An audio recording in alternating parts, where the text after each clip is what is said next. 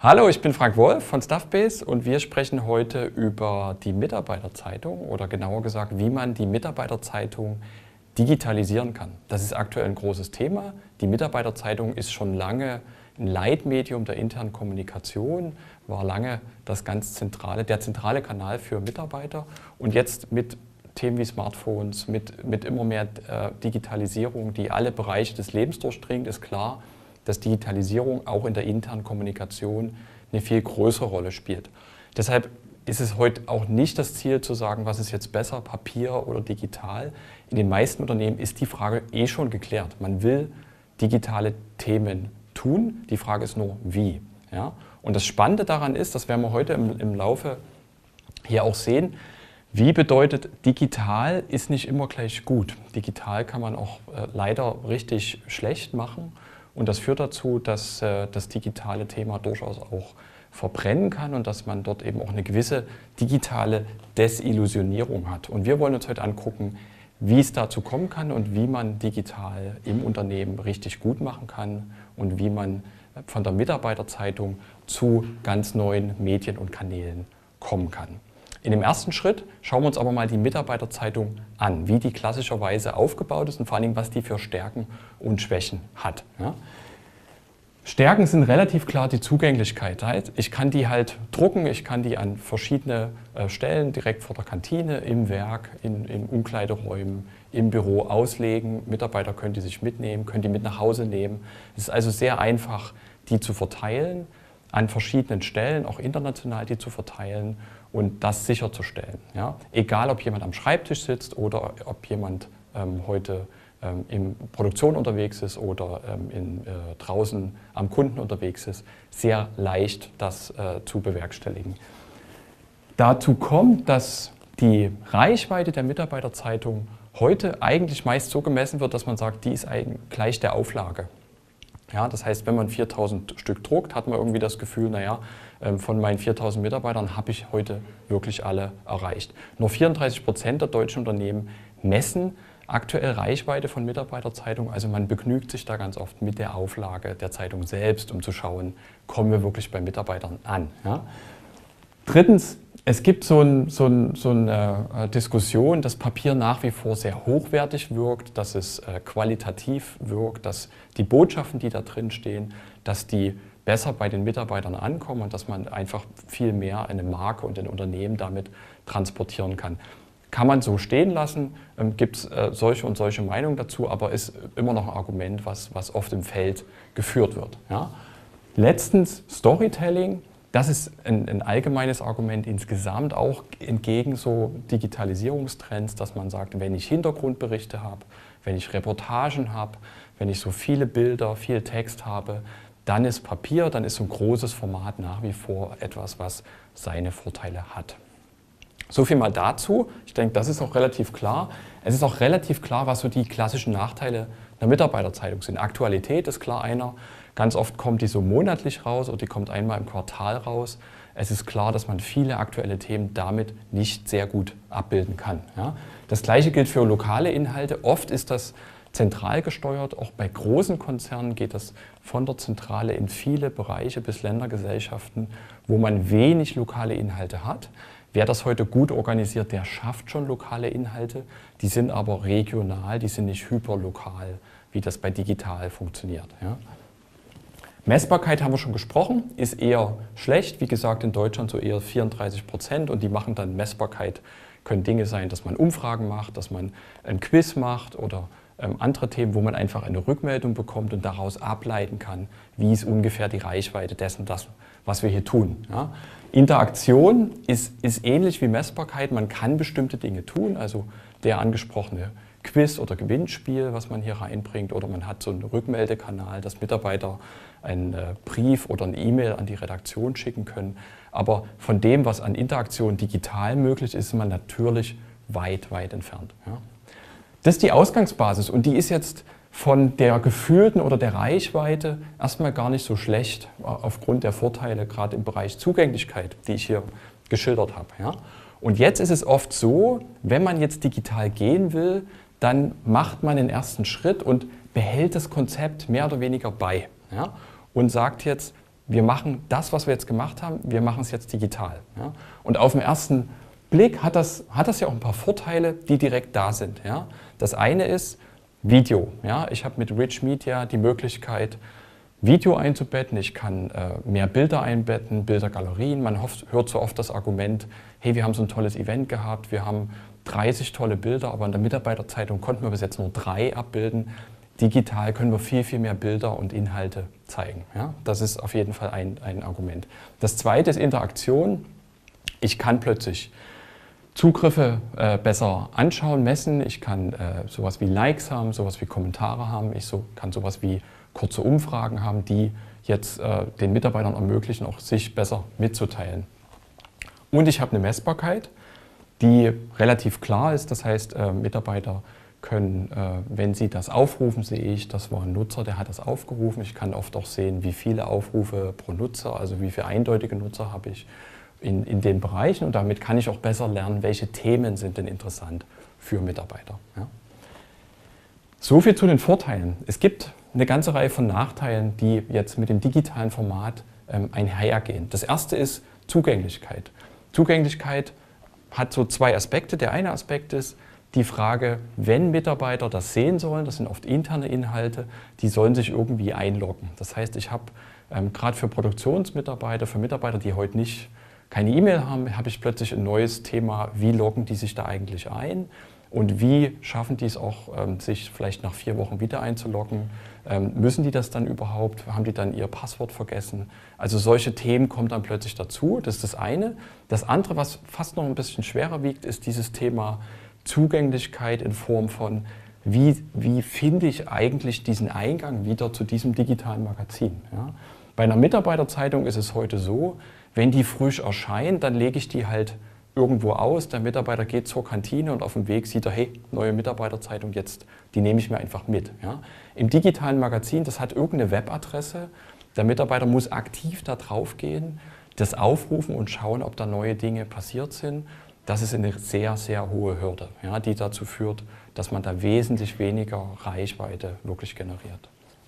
Aktualität ist dadurch eingeschränkt, dass man hier eher vom Konzept der Mitarbeiterzeitung denkt und kommt und sagt, naja, wir haben so alle 4 Wochen hier Inhalte publiziert. Das behalten wir erstmal bei, wir versuchen ein bisschen aktueller zu werden, aber wenn man hier nicht komplett umdenkt, ist Aktualität nichts, was man hier wirklich als großen Vorteil mit reinbringen kann, ja, wenn man die Prozesse an der Stelle nicht ändert. Und dasselbe gilt auch für lokale Inhalte. Oft ist es so, dass diese digitalen Magazine, von dem, wie sie es erlauben, Inhalte zu erstellen, wie einfach das ist, relativ schwierig ist, dass man die ausrollt auf eine Organisation, auf lokale Landesbereiche, auf Mitarbeiter, bis dahin, dass man sagt, Mitarbeiter können selber Inhalte wie so ein schwarzes Brett da reinbringen. Das geht oft nicht und das ist oft hier auch nicht vorgesehen. Das heißt, ich habe wesentlich weniger Aktualität oder lokale Inhalte, als möglich wären. Ja? Und das führt insgesamt dazu, dass die Reichweite von diesen digitalen Magazinen oft sehr enttäuschend ist. Ja? Und das ist an der Stelle dann auch tatsächlich ein Rückschritt von dem, was man vorher hatte, weil hier die Zugänglichkeit einfacher war und man ja auch nicht so genau messen konnte. Ja? Und jetzt kann man zum ersten Mal das Messen, man hat dieses Zugänglichkeitsrelevanzthema hier. Oft ist das hier eine richtig große Enttäuschung, ja, im ersten Schritt. Und das ist jetzt, man könnte sagen, naja, das ist ein erster Versuch, man lernt dabei und geht damit um. Die Herausforderung ist, das wollte ich hier damit andeuten, ist, man verbrennt sich ein Stück weit, das digitale Thema. Ja, bei den Mitarbeitern, die sagen, ja, das Angebot, das ist jetzt nicht deutlich besser als das, was die Mitarbeiterzeitung heute ist. Ja. Und auch beim Management, die sagen, hey, bei den Reichweitenzahlen seid ihr gar nicht so relevant, Kommunikation. Ich muss alle erreichen mit den Themen. Wir haben so viele Dinge, digitale Transformation, so viele Veränderungen.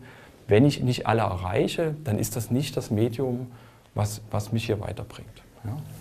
Deswegen haben wir das Thema die digitale Desillusionierung genannt, weil dieses Tal, das kennen viele Unternehmen, viele Kommunikatoren. Und es ist einfach wichtig, dass man im Rahmen der Digitalisierung davon weiß und idealerweise sich davon auch fernhält. Ja. Jetzt könnte man sagen, alles wird gut mit einer Mitarbeiter-App. Ja, wir von Staffbase, wir bieten ja selber eine Mitarbeiter-App an und wenn man die App hat, ist alles gut. Die schlechte Nachricht, so ist es nicht. Ja, so einfach ist es nicht. Und das ist jetzt auch wichtig, das gut zu verstehen. Was grundsätzlich mal der Unterschied ist, ja, zwischen einem digitalen Magazin und einer Mitarbeiter-App, man geht da technisch ein bisschen anders ran. Ja. Das bedeutet in dem Umfeld, das ist tatsächlich eine native App, die man über einen App Store auf sein Smartphone laden kann. Also die denkt, das Thema mobil steht hier komplett im Vordergrund. Die App ist auch oft gebrandet. Ja. Und es gibt ja auch bessere Wege zum Thema Zugänglichkeit. Ich habe sowas wie Push-Nachrichten, um Mitarbeiter eben wieder in die App zu holen. Das heißt, so dieser Effekt, das Mitarbeitermagazin liegt vor der Kantine aus, das ist was Push-Nachrichten tatsächlich auch erreichen können und sagen können, hey, es ist was Neues da, schau es dir an. Ja? Das heißt, technisch ist das schon ein Ansatz, der bestimmte Dinge hier tatsächlich ermöglicht. Man kann aber so ein Magazinkonzept 1:1 auch in der Mitarbeiter-App machen. Ja? Wenn man die Inhalte sehr kurz denkt und sagt, wir haben nur News, die wir nicht so super aktuell publizieren, wir publizieren nur zentral, wir denken nicht in lokalen Ebenen und nicht in Dingen, die Mitarbeiter teilen können, dann hat man hier einen ähnlichen Effekt, dass man sagt, relativ moderner Kanal, der viel könnte, wo man aber relativ begrenzt ist in seinen Inhalten und in seinen Prozessen. Deshalb, was wir sehen, was hier an der Stelle ganz wichtig ist, dass man wirklich neu denkt und sagt, welche Möglichkeiten erlaubt digital eigentlich und wie nutzen wir die am besten aus. Ja? Das heißt, die Themen Rich Media wie Video, Interaktion, Messbarkeit, die haben wir ja auch. Ja? Die kommen hier oft noch ein bisschen besser rein als hier, gerade das Thema Interaktion. Da sehen wir auch Dinge wie Live-Umfragen, wie Quizzes, wie bestimmte Mitarbeiterumfragen, die man weitermacht oder Umfragen, die man nur an bestimmte Zielgruppen von Mitarbeitern verteilt. Da geht sehr viel. Was aber ganz, ganz entscheidend ist, dass man das Thema Aktualität hier reinbringt. Das heißt, wirklich alle aktuellen News, die man heute vielleicht auch an anderer Stelle im Intranet hat, die von verschiedenen Bereichen kommen, hier reinbringt und hier auch anders aufbereitet. Also hier wirklich in News denkt, in mehr Bildern denkt, mehr Videos denkt, kürzere Inhalte denkt. Also wirklich für den Kanal auch diese News entsprechend aufbereitet. Dann reden wir hier über lokale Inhalte, die viel lokaler sein können, als man sich das hier nur annähernd hat vorstellen können. Das heißt, das können auch Teams sein. Also ich kann einem Teamlead von einem lokalen Werk, von einer lokalen Niederlassung hier einen eigenen Kanal geben, wo der Mitarbeiter ganz operativ über Schichtplanänderungen oder solche Themen informiert. Und das kann bis dahin gehen, dass man hier auch Peer-to-Peer-Inhalte, also sowas wie ein schwarzes Brett, sowas wie eine Social Wall, wenn man ein Event hat und Mitarbeiter können Fotos teilen.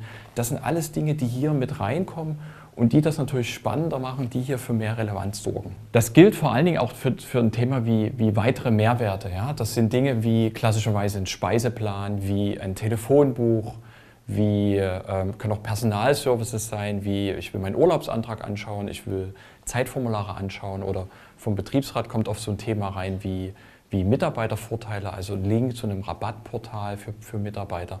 Das führt alles dazu, dass der Kanal relevanter wird für Mitarbeiter und dass man hier einfach eine höhere Reichweite besitzt. Ja? Der eine oder andere sagt oft, naja, das ist eigentlich Spielerei und das muss hier gar nicht rein. Aber das ist genau der richtige Ansatz an der Stelle. Alles rein, was Relevanz bringt, was Reichweite bringt und das führt dazu, dass die Kommunikation hier oben viel, viel besser gesehen und gelesen wird. Ja? Und dann sind wir auf einer Ebene, dass wir sagen, das, was hier an Reichweite entsteht, wir sehen heute über 90% bei unseren Kunden Reichweite. Ja? Das, was hier entsteht, ist wirklich ein Quantensprung zu dem, was wir in der Mitarbeiterzeitung hatten, auch im Bereich Interaktion, Aktualität und vor allen Dingen auch ein Quantensprung zu dem, was so ein digitales Magazin hier wirklich leisten kann. Ja? Das heißt also, das Wichtige an der Stelle ist, technisch sind das schon andere Konzepte, das ist viel mehr mobil optimiert, viel mehr optimiert, dass auch Nutzer selber Inhalte hier beitragen und reinbringen können. Aber vor allen Dingen geht es eben auch darum, das anders zu verstehen und hier auch andere Prozesse dahinter zu legen. Was wir hier noch angedeutet haben, ist, dann geht es noch weiter im Konzept in Richtung Front Door Intranet, nennen wir das. Das bedeutet einfach, was wir heute schon sehen, ist, dass diese Mitarbeiter-Apps, dass man dort durchaus darüber nachdenkt, wie geht das eigentlich weiter und wie verhält sich denn das heute zu einem Intranet? Und wir sehen da, dass sich das Mitarbeiter-Apps und die News-Funktion des Intranets verschmelzen in ein System. Das wird man immer mehr sehen und das bedeutet, wir haben so einen Kommunikationshub, wir nennen den Front Door Intranet, wo alle Inhalte drin sind, der mobil sehr gut funktioniert, der eben all das kann, was eine Mitarbeiter-App kann, aber den man gleichzeitig auch auf seinem eigenen PC, Desktop als Eintrittstor in das Intranet und vor allem auch in den digitalen Arbeitsplatz an der Stelle sehen wird. Ja. Und wir nennen das auch so ein bisschen das neue Selbstverständnis, weil bis heute haben sich Kommunikatoren, gerade auch beim Intranet, immer sehr zurückgehalten. Es ging immer sehr viel um Zusammenarbeit und Kollaboration und die ganzen Dokumente, die da drin liegen. Aber gerade das Intranet ist so entscheidend dafür, dass man Kommunikation gut machen kann, dass man Reichweite bekommt, Relevanz bekommt in dem Umfeld. Und deshalb sehen wir hier ganz klar, dass die Mitarbeiter-App und das Intranet zusammenwachsen werden in der Zukunft. Und wir können an der Stelle auch nur den Hinweis geben, wenn man digitalisiert, durchaus in diesen Stufen senken, idealerweise das digitale Magazin direkt mal auslassen, in so ein Konzept Mitarbeiter-App reingehen, kann man gut auch als ersten Schritt machen und dann aber weiterdenken und sagen, wie wird das mal mit dem Intranet zusammenspielen. Ja, das ist das spannende Ding. Wichtig ist an der Stelle noch, dass eine Mitarbeiter-App die Mitarbeiterzeitung nicht komplett ersetzen muss, sondern es gibt durchaus gute Szenarien, wie beide zusammen gut existieren können. Ja? Der Charakter der Mitarbeiterzeitung ändert sich in dem Umfeld. Das ist also nicht mehr die jetzt einmal im Monat erscheint. Das Ganze, was aktuell ist, die ganzen Interaktionsthemen, die werden sicherlich dahin wandern. Aber wenn man bestimmte Anlässe hat, dann sei es das Jahresergebnis, sei es zu Weihnachten, seien es bestimmte Anlässe wie eine neue Strategie, wie eine Firmenübernahme, wo man Akzente setzen will, wo man bestimmte Themen, Hintergründe besser und länger erklären will, dann ist das nach wie vor eine sehr gute Option. Ob das dann noch Mitarbeiterzeitung heißt oder Mitarbeitermagazin in dem Umfeld, das sei mal dahingestellt, macht auf jeden Fall sehr viel Sinn, das in solchen Bereichen beizubehalten und insbesondere auch am Anfang, wenn man sowas hier neu startet, ebenfalls beizubehalten, um da auch eine Brücke zu bauen und regelmäßig eben zu sagen, hey, das ist die neue Mitarbeiter-App, so funktioniert die, das sind die Mehrwerte und man kann das Gleiche ja dann auch andersrum machen. Das, was hier drin viel diskutiert wird, da wo man viel Kommentare, Rückmeldungen bekommt, kann man hier drin wieder spielen und auswerten. Ja? So gibt man Mitarbeitern auch eine Chance, schrittweise von der Welt in diese Welt hier reinzukommen. Ich hoffe, das war spannend. Wenn es weitere Fragen gibt zum Thema Digitalisierung, wie bringt man Inhalte von da nach da in diese Welten, dann gerne uns direkt ansprechen. Vielen Dank fürs Zuschauen heute und bis zum nächsten Mal. Danke.